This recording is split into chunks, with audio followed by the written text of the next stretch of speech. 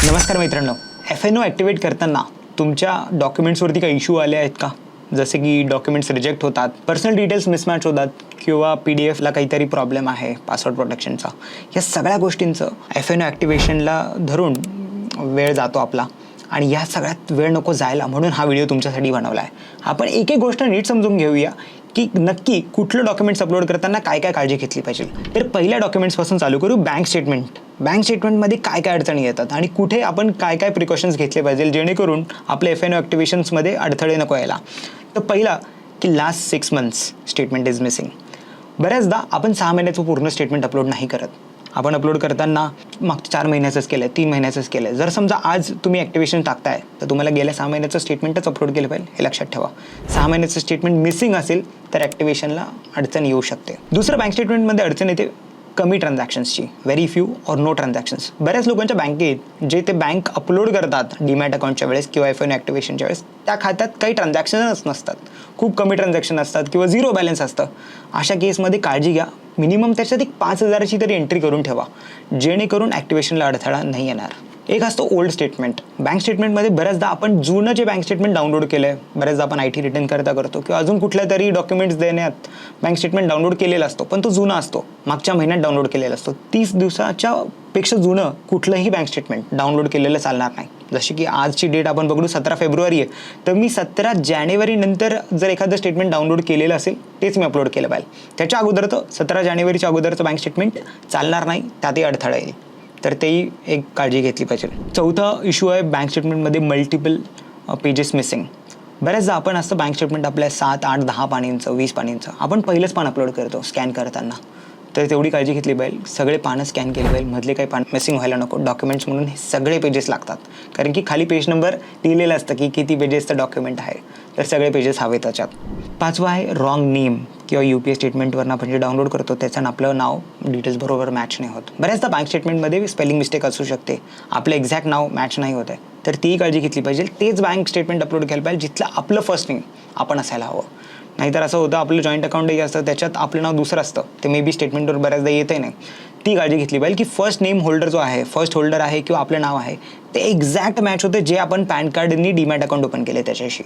दुसरा इश्यूकडे जाऊया. बऱ्याचदा पासवर्ड आणि टेक्निकल इश्यूज येतात. पासवर्ड आणि टेक्निकल इश्यूजमध्ये पहिला इश्यू येतो रॉंग PDF पासवर्ड. बऱ्याचदा जसं काही आपण इन्कम टॅक्सचं ITR अपलोड करतो, बँक स्टेटमेंट पासवर्ड प्रोटेक्टेड असतं बऱ्याचदा, त्यामध्ये एक PDF ला पासवर्ड येतो. तो जो एक्झॅक्ट पासवर्ड आहे तो आपण तिथे अपलोड करताना त्या सेगमेंटमध्ये दिला पाहिजे की हाच तो एक्झॅक्ट पासवर्ड आहे. आपण जर तो पासवर्ड बरोबर दिला नाही तर इकडे तो रिट्राईव्ह नाही करतात, ती PDF ओपन नाही करतात, त्यामुळे अडचण येईल. कारण की मला जर ब्रोकरला ती PDF ओपनच नाही करता आली तर ते व्हॅलिडेट कसं करते. तर म्हणून PDFचा पासवर्ड हा बरोबर दिला गेला पाहिजे. तिथे पासवर्डचा टॅब असतो, आपल्याला पासवर्ड PDFचा नीट देता आला पाहिजे एक्झॅक्टली. बऱ्याचदा नाही तर आपण ITRचा पासवर्ड, बँक स्टेटमेंटचा पासवर्ड वेगळा असतो, आधारचा पासवर्ड वेगळा असतो. त्या PDFचा पासवर्ड त्या PDFला गेला पाहिजे व्यवस्थित. फाईल ओपन नाही होत बऱ्याचदा किंवा करप्टेड फाईल दाखवतं, तर तुम्ही तुमची फाईल एकदा पासवर्ड टाकून ओपन करून बघा PDF किंवा JPG किंवा दुसऱ्या फॉर्मॅटमध्ये PNGमध्ये अपलोड करत असाल तर तसं नका करू. जिथे PDF मागितली तिथे PDFच अपलोड करा डॉक्युमेंट म्हणून आणि त्या PDFचा पासवर्ड बरोबर द्या. ती करप्टेड फाईल असेल, ती ओपन नसेल होत तुमच्या एंडला पण, तर ती इथे ओपन नाही होणार. तर पहिले तुम्ही एकदा पासवर्ड टाकून ती PDF तुमच्या सिस्टीममध्ये ओपन करून बघा. होत असेल तर तीच PDF अपलोड करा. बऱ्याचदा ती PDF तिकडे ओपन नाही होत म्हणून अडचणही येते. तर हा सेकंड इश्यू आहे जे आपल्या पासवर्ड आणि टेक्निकल्समध्ये येतो.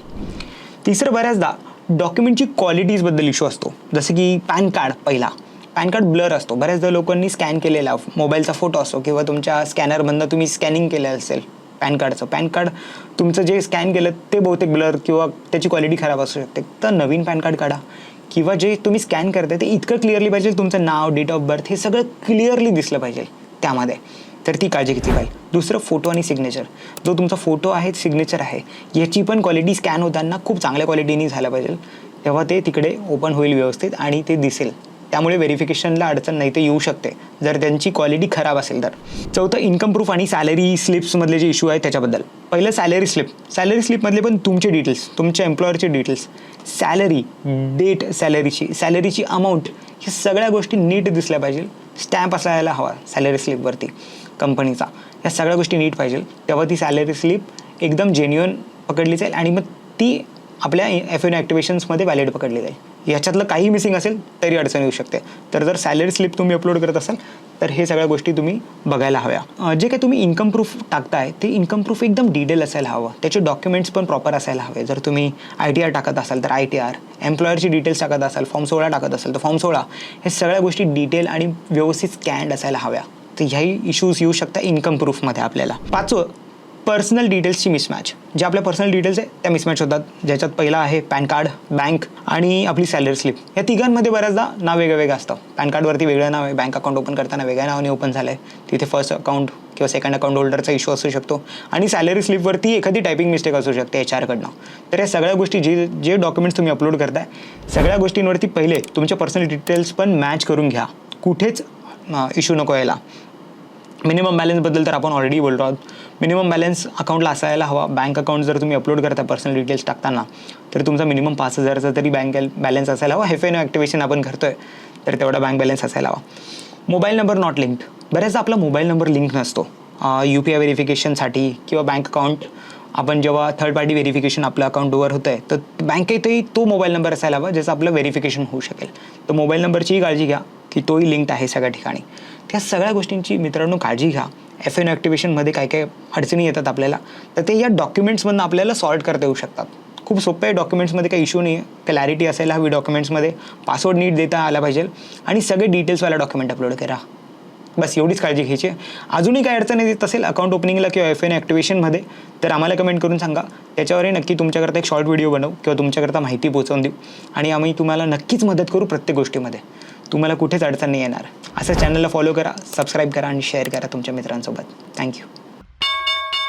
Investments in the securities market are subject to market risk. Read all the related documents carefully before investing.